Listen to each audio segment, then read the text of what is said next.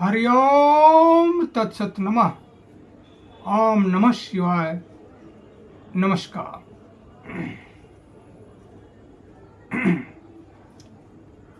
प्रवचन शुरू करने से पहले कविता पाठ कर लें।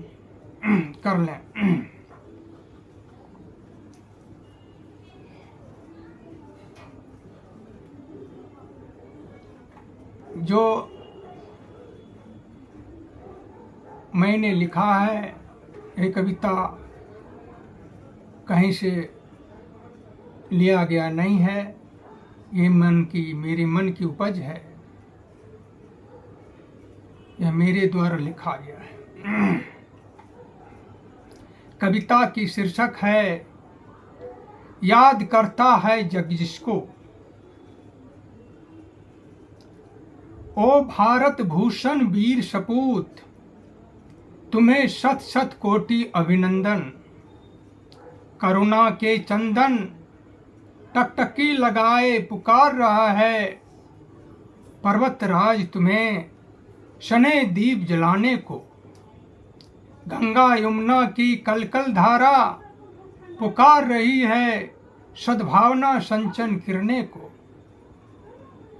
ओ भारत भूषण वीर परम धाम धिकारी, तू मौन व्रत क्यों लगा रखा है। अनशन तेरी रही है सदा जीवन छाया।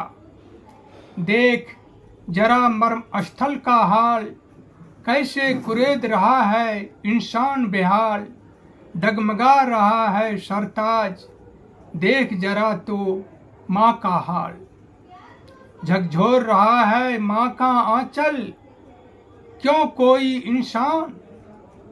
देख जरा माँ का हाल, कौन संभाले आज इसका ताज।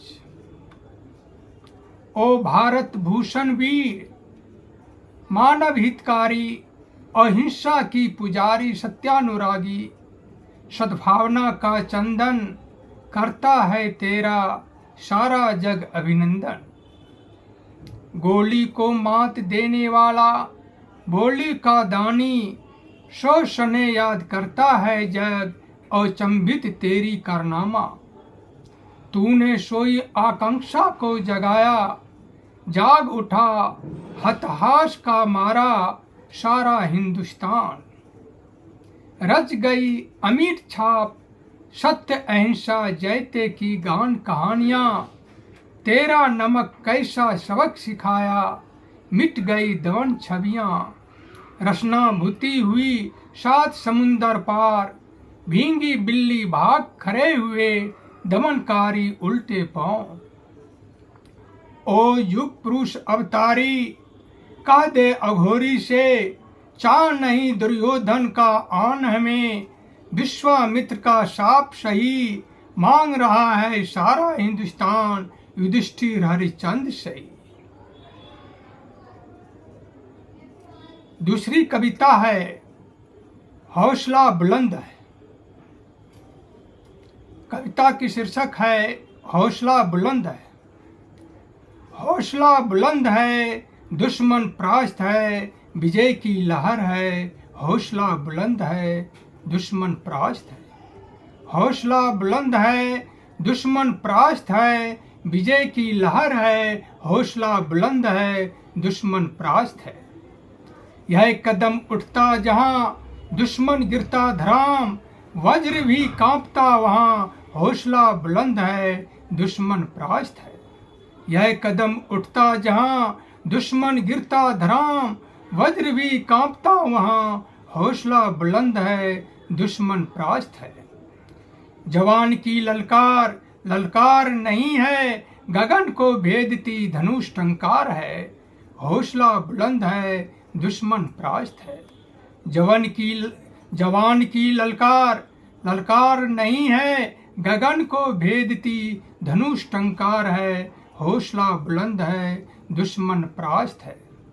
यह नौजवान नहीं प्रहार का मशाल है, गर्दन पर गिरता तलवार की धार है। हौसला बुलंद है दुश्मन परास्त है। यह नौजवान नहीं प्रहार का मशाल है, गर्दन पर गिरता तलवार की धार है, हौसला बुलंद है दुश्मन परास्त है। नयन से उगलता आग का शोला है, सांसों की गर्मी जयनाद का तर्जन है, हौसला बुलंद है दुश्मन परास्त है। नयन से उगलता आग का शोला है, सांसों की गर्मी जयनाद का तर्जन है, हौसला बुलंद है दुश्मन परास्त है, हौसला बुलंद है दुश्मन परास्त है। नमस्कार नमस्कार नमस्कार। आज का प्रवचन का विषय है समय परिवर्तनशील है। पुराणों के अनुसार त्रेता युग, सत्य युग, द्वापर युग, कलयुग, हर युग में मनुष्य के क्रियाकलाप पर असर पड़ता है। एक बार की बात है, ब्रह्मा जी ने कलयुग से कहा कि तुम पृथ्वी पर जाओगे तो कहाँ रहना पसंद करोगे? कलयुग ने कहा, भगवान मुझे धन बल में रहने की स्थान दे दीजिए। उस समय लक्ष्मी जी सरस्वती जी के दोनों बहनें, उस समय लक्ष्मी जी सरस्वती जी दोनों बहन सतयुग से ही बहुत ही सुख शांति से रहती आ रही थी। ईर्ष्यालु प्रवृत्ति के होने के कारण कलयुग को इन दोनों बहनों की सुख शांति देखा नहीं गया। इसी ईर्ष्यावश कलयुग ने ब्रह्मा जी से ऐसा वरदान मांगा। ब्रह्मा जी ने कलयुग की तपस्या से प्रसन्न होकर वरदान दे दिया था। यह जानकर लक्ष्मी जी और सरस्वती जी बहुत उदास हो गई। जब कलयुग लक्ष्मी जी के पास आया तो कलयुग को अपने पास रहने के लिए इस बात पर हामी भरी कि वो उनके पास तब तक रह सकता है जब तक कि उसकी अनादर न हो। अनादर होते ही लक्ष्मी जी कलयुग को त्याग देगी। लेकिन यह समझौता की बात सरस्वती जी को अच्छी नहीं लगी। वह लक्ष्मी जी से अलग हो गई। इधर लक्ष्मी जी दुविधा में पड़ गई। एक तरफ उसकी बहन सरस्वती जी शांति की देवी और दूसरी तरफ ब्रह्मा जी जिसे वह नाराज नहीं कर सकती थी। हालांकि लक्ष्मी जी को पूरा मालूम था कि कलयुग बड़ा ही खुराफाती, कष्टदायक और लोभी प्रवृत्ति का है। यही वजह है जहाँ धन रहता है, अर्थात जिसके पास बेशुमार धन दौलत वो बल रहता है, उसके पास वो शांति ही रहता है, उसे सुख चैन नहीं। इसलिए धनवान आदमी लक्ष्मी जी की सम्मान रखने के लिए अपने आप को आंतरिक कष्ट को प्रकट नहीं होने देता है और अंदर ही अंदर सारा जीवन चिंता गम में घुटते रहता है। सोचो, शुभ और सफलता की बातों को सोचो। मन को काट ईर्ष्यालु मत बनाओ, ईर्ष्या की आग में जलकर राख हो जाएगा। मन को विवेकता की नमी एवं दयालुता की हवा में लहलहाने दो। माया तो शरीर का छाया है, छाया के पीछे मत दौड़ो। छाया छोटा बड़ा भी हो सकता है, लुप्त भी हो सकता है, किंतु शरीर का आकार समान ही रहेगा। इसलिए अपने अंदर झांको, वास्तविकता को ढूंढो। भगवान के स्मरण में अपार आनंद है। सत्य की बात सोचो, मन जो देखेगा वही दिखेगा। सामने फूल रखा हो, मन में अंगारे धधक रहा हो, तो वह फूल तो अंगारे की तरह ही दिखेगा। तुम्हें फूल का आनंद कैसे मिलेगा? भगवान कृष्ण उवाच, कर्ता मत बनो, ओ कर्ता बने रहो, कर्म करते रहो, वर्तमान में जीना सीखो, भूत भविष्य की बातें मत देखा करो। सच वह नहीं है जो तुमने कल्पना की है, सोचा है, सच वही है जो अनजाने में होता है। जो हो रहा है सूर्योदय के पहले, चाहे मौसम कैसा भी हो, दिन होने पर तुमको ही दिन काटना होगा, चाहे दिन बदली भरी या करकराती धूप की क्यों न हो। यही बात तुम्हारी जिंदगी से है। तुम जीने का अपना कर्तव्य का पालन करो। जो भोग में है उसे भोगना ही पड़ेगा। तुम्हारे सोचने या न सोचने से कोई फर्क पड़ने वाला नहीं है। इसलिए पार्थ, अपना कर्म करो, फल की चिंता मत करो, यह मुझ पर छोड़ दो। मोह, ममता, माया, रिश्ते नाते सब पानी की चमकते बुलबुले की तरह है। पानी उसे पकड़ नहीं रख सकता, यह उसके बस की बात नहीं है, क्योंकि बुलबुले का फूटना निश्चित है, कभी भी फूट सकता है। इसलिए उसे फूटा हुआ समझना ही चाहिए। उसे फूटा हुआ समझना ही समझदारी है। उसी प्रकार तुम्हारे सामने जो मरने मारने के लिए खड़ा है, वह तो पहले ही मर चुका है, बुलबुले की तरह। तुम मारो या ना मारो, उसे मरना ही है। बुलबुले को फूटना था, फूट गया। इसमें हवा या किसी और का क्या दोष। जिसकी मृत्यु तुम्हारे बाण में लिखा है, उसकी मृत्यु होगी ही। उसे कोई नहीं बदल सकता, क्योंकि कर्ता धर्ता मैं हूं, सिर्फ मैं हूं, सिर्फ मैं हूं। पाप क्या है? किसी के बेवजह हत्या करना, कष्ट तकलीफ देना, तंग परेशान करना, निर्दयी व्यवहार करना, ये सब पाप है। यदि भलाई के लिए झूठ बोलना पड़े तो वो झूठ नहीं है। ऐसी झूठ का पलड़ा सच से भारी होता है। यदि एक झूठ से जल कल्याण होता है तो इसमें हिचकना नहीं चाहिए, क्योंकि भगवान राम और भगवान कृष्ण ने दुर्योधन की जंघा तोड़ने का निर्देश देकर तथा भगवान राम ने बाली को पीछे से छिपकर मारकर प्रमाण दे चुका है। बिखरे पड़े गंदगी को बुहारने के लिए समय का इंतजार नहीं करना चाहिए। समय रहते साफ कर देना ही हितकर है। नजर की परिपक्वता। एक आदमी समतल जमीन पर बैठा था। वहां इक्के दुक्के हरियाली दूब नजर आ रही थी। 2-4 कदम फासले पर कुछ घनी हरियाली दूब नजर आ रही थी। उन्होंने सोचा कि क्यों नहीं वहां चलकर बैठा जाए। वहां जाने पर उन्होंने देखा कि वहां से 10-20 कदम फासले पर ऊंची जमीन पर कुछ खिले हुए फूल और हरियाली नजर आई। वह वहां से उधर चल पड़ा। इसी तरह से उसकी इच्छाएं और वो आकांक्षा बलवती होती गई और वह जमीन से दूर पहाड़ की सबसे ऊंची चोटी पर चढ़ गया। वहां से नीचे देखने पर उसे वह जमीन दिखाई नहीं पड़ रहा था जहां सबसे पहले आकर बैठा था। वहां से उसे हरियाली एवं पथरीली जमीन के अलावा विशालकाय समुद्र भी नजर आता था।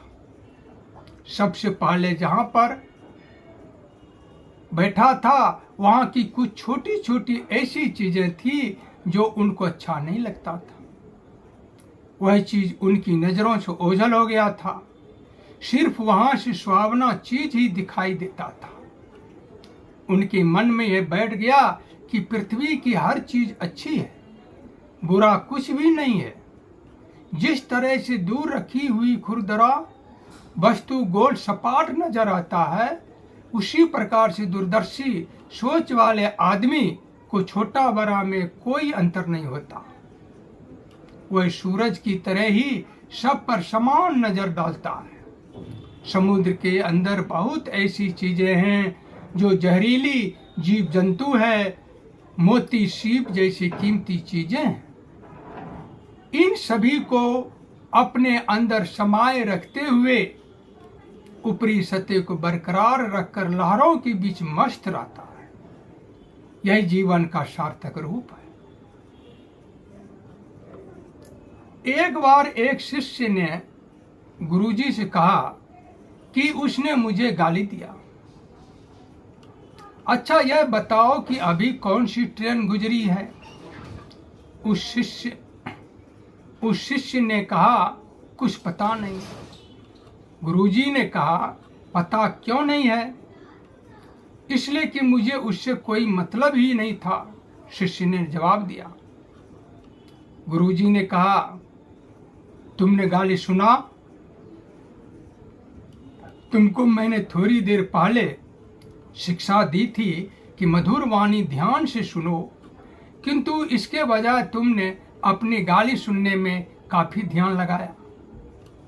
हम ऐसी बातें क्यों सुने जिससे दिल को ठेस लगे, और न ही ऐसी बातें बोलें जिससे औरों के दिल में ठेस पहुंचे। ईर्ष्या मन की उपजी वह ज्वलित आग है जो कि क्रूरता की सूखी पत्तों को सुलगाकर भयावह बना देती है, जिसमें विवेक रूपी घास पत्ती भी जलकर राख हो जाती है। परिणाम मनुष्य का जीवन सुलगती राख की ढेर रह जाता है। अहंकार दुधारी हथियार है। अहंकार ओछी धन पर पलता है। ओछी धन का मतलब यह है कि किसी अभावग्रस्त आदमी को एकाएक उनके अनुमान से ज्यादा धन आ जाए, बिना कमाए ही सही, और वह अपने आप को उनसे जो पहले से धनी है उनको नीचे दिखाने की कोशिश करे। ऐसा धन किस काम का? मनुष्य धन से बड़ा नहीं होता है, मन से बड़ा होता है। आइए एक कहानी सुनाता हूं। सत्या और कल्पना दोनों सहोदर भाई था। दोनों किसान के बेटे थे। सत्या छोटा था और थोड़ा बहुत पढ़ा लिखा था, और कल्पना पढ़ा लिखा था और वह काफी बड़ा से बड़ा होने का ख्वाब देखने का आदी था। जब वह फुटबॉल देखने जाता तो वह फुटबॉल देखते देखते ख्वाब में इतना लीन हो जाता था कि वह एक दिन सबसे बड़ा फुटबॉल खिलाड़ी बनेगा। इसी तरह से क्रिकेट का खेल हो या क्रिकेट का कमेंट्री सुनते सुनते वह इतना मग्न हो जाता था कि उसे ज्ञान ही नहीं था कि किस खिलाड़ी ने कितना रन बनाया, कितना स्कोर हुआ। ड्रामा देखने जाता था तो ऐसा लगता था कि वह कलाकार की जगह वह ही ड्रामा का रोल निभा रहे हो। जब सिनेमा देखने जाता था तो वह हीरो से कम नहीं समझता था, जैसे कि वही नायिका के साथ रोल निभा रहे हो। इस तरह के इन खोखली ख्वाबों से उसका हाल इतना खस्ता हो गया कि वह न तो कोई खिलाड़ी बन पाया और न ही कोई अभिनेता नेता। अंत में उसका दयनीय स्थिति देखकर उसका छोटा भाई उसके लिए पान का दुकान खोल दिया ताकि उसका गुजारा कट सके। सत्या जहां था वही मग्न था। वह अपने औकात के अनुकूल ही सोचा करता था और करता था। वह अपने खेत के पास ही छोटी सी झोपड़ी बना ली और झोपड़ी के सामने बहुत बढ़िया फूल बागान लगा दिया। खेत में मन लगाकर काम करता था और अपना गुजारा करता था। समय के साथ साथ वह घर बसाकर अपना परिवार का पालन पोषण सही से करने लगा। उसका जीवन खुशहाल था। बनस्पत उसका भाई सिर्फ खोखली ख्वाब देखने वाला कल्पना थे। इसीलिए भाइयों, जहां मन लगाओ वहीं मन लगेगा। स्वर्ग की जिंदगी सब जगह है, नरक भी पग पग पर है। शहर के लोग भी वही अनाज खाता है जो गांव के लोग खाता है।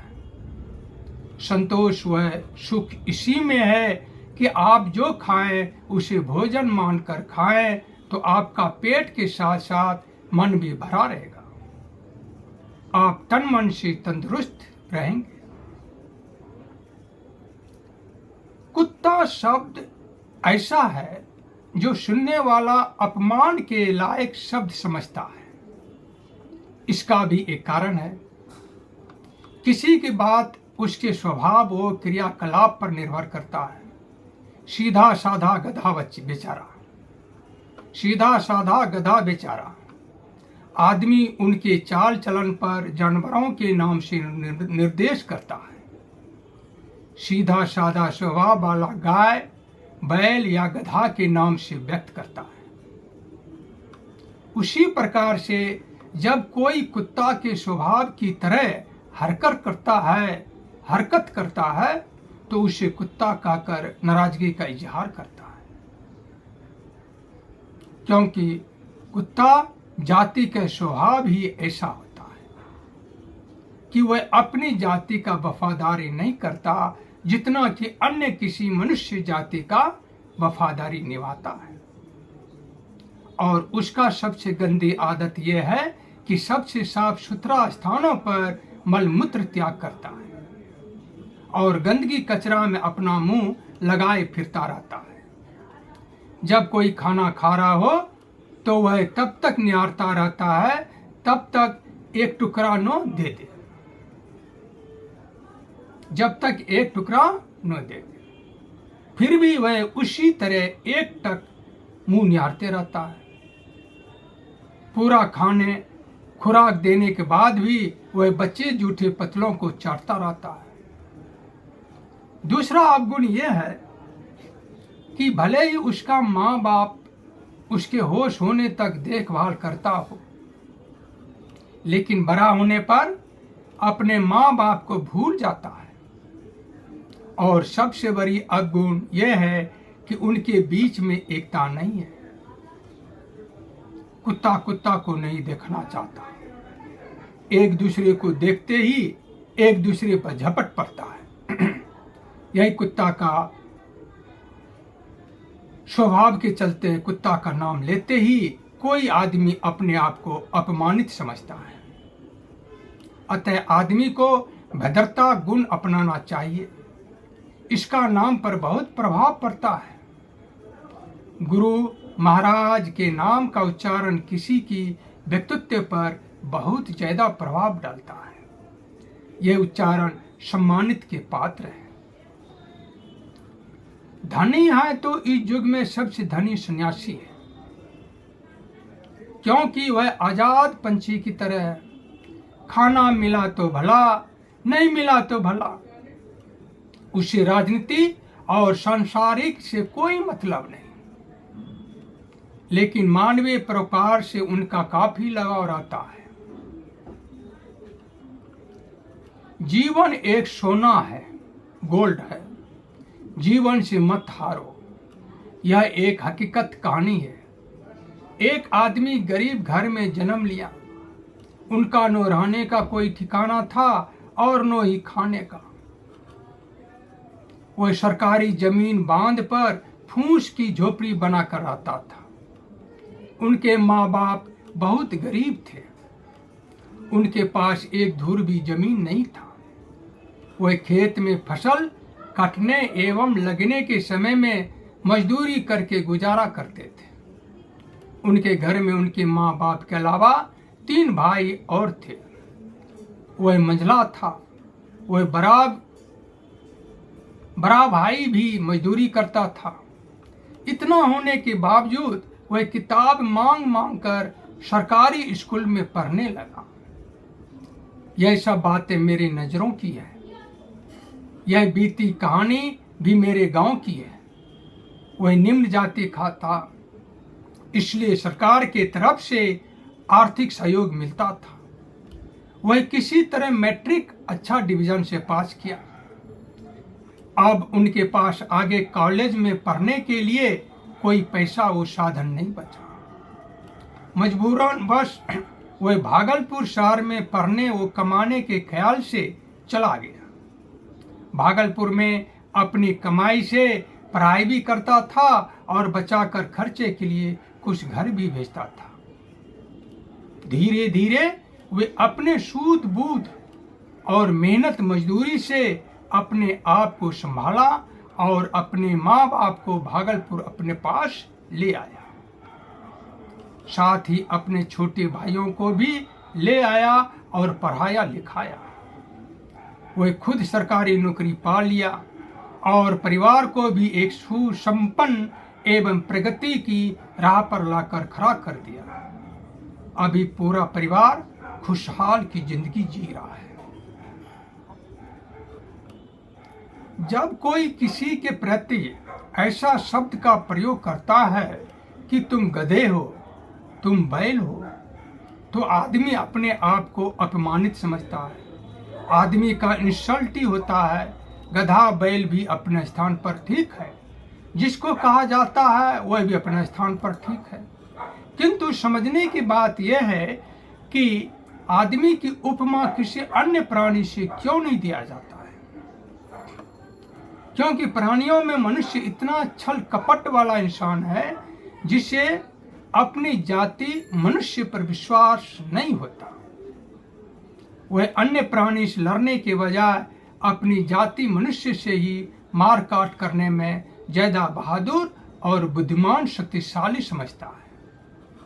भले ही वह आधुनिक युग में सबसे आराम जिंदगी बना लिया हो, लेकिन वह अपनी करनी से इस जिंदगी को भय, अभावग्रस्त, ईर्ष्या, मोह माया से नरक बना दिया है। मोह माया में मनुष्य दिन रात मर मर कर जीता है। 2 से 4 बनाते बनाते वह सुलट जाता है।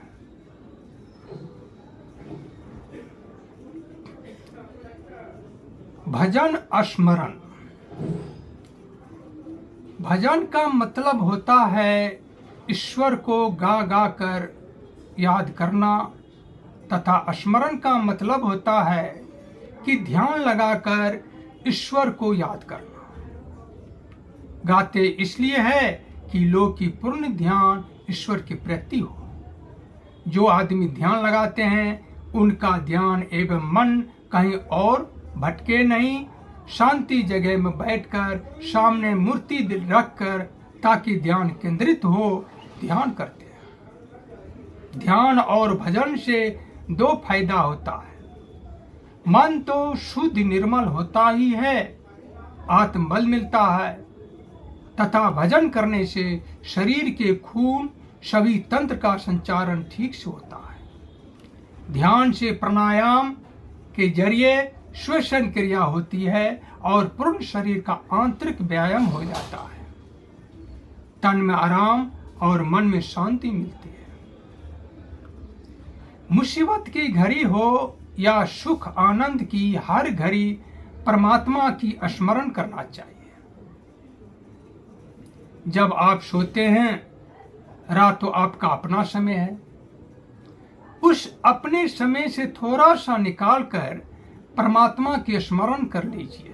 यह तो सभी जानते हैं कि यह मानव शरीर एक दिन नष्ट होने वाला है, किंतु हर कोई स्वस्थ और जवान शरीर के साथ ज्यादा से ज्यादा दिनों तक जीना चाहता है। इस कामना के लिए आराधना की जरूरत होती है। आराधना के बहाने शरीर स्वच्छ तो होता ही है, साथ ही परमात्मा की स्मरण पूजा पाठ करने से मन में शांति जगती है। आइए हम लोग ईश्वर की प्रार्थना कर लें। भगवन मैं तो उरली तेरी चदरिया, भगवन मैं तो उरली तेरी चदरिया, भगवन मैं तो उरली तेरी चदरिया, काहे को डर लगी जब ओरी तेरी चदरिया। भगवन मैं तो उरली तेरी चदरिया, जीवन अनमोल बनी जब ओरी तेरी चदरिया। क्या दुख क्या सुख सब आनंद समाई चदरिया, क्या दुख क्या सुख सब आनंद समाई चदरिया। काहे को ठंड लगी काहे को जली बदनिया, जब तेरी ओरली तेरी चदरिया।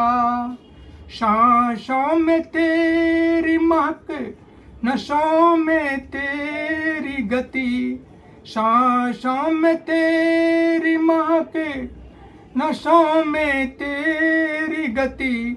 मेरी धड़कन तेरा नाम जपती है, मेरा मन लगन तेरा भजन में है। भगवन मैं तो उरली तेरी चदरिया, भगवन मैं तो उरली तेरी चदरिया। तेरी चदरिया में सुख आनंद अपार, तेरी चदरिया में है सुख आनंद अपार। तेरी चदरिया में है मेरे जीवन का सुख सार, तेरी चदरिया में है मेरे जीवन का सुख सार। भगवन मैं तो उरली तेरी चदरिया, भगवन मैं तो उरली तेरी चदरिया। काहे को पाप करूं काहे को मोह करूं, जब उरली तेरी तेरी चदरिया। भगवन मैं तो उरली तेरी चदरिया। नमस्कार। यहाँ चदरिया का मतलब है सात्विक गुणों को अपनाना। चदरिया का मतलब है सात्विक गुणों को अपनाना।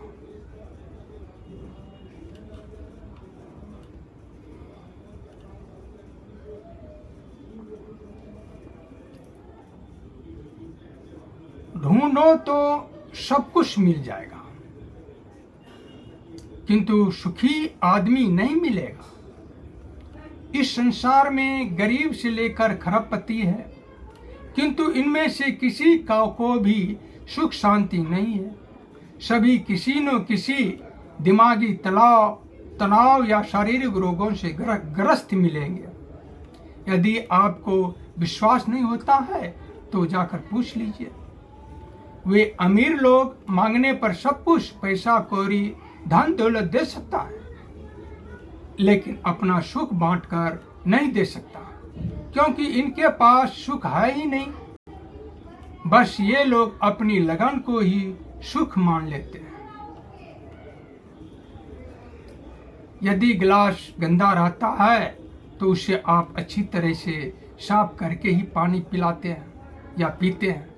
उसी प्रकार अविवेक आदमी को अपनी विवेकपूर्ण बातें देना चाहते हैं तो पहले उसके अंदर अवगुणों को बाहर निकालकर ही देना सफलीभूत होगा।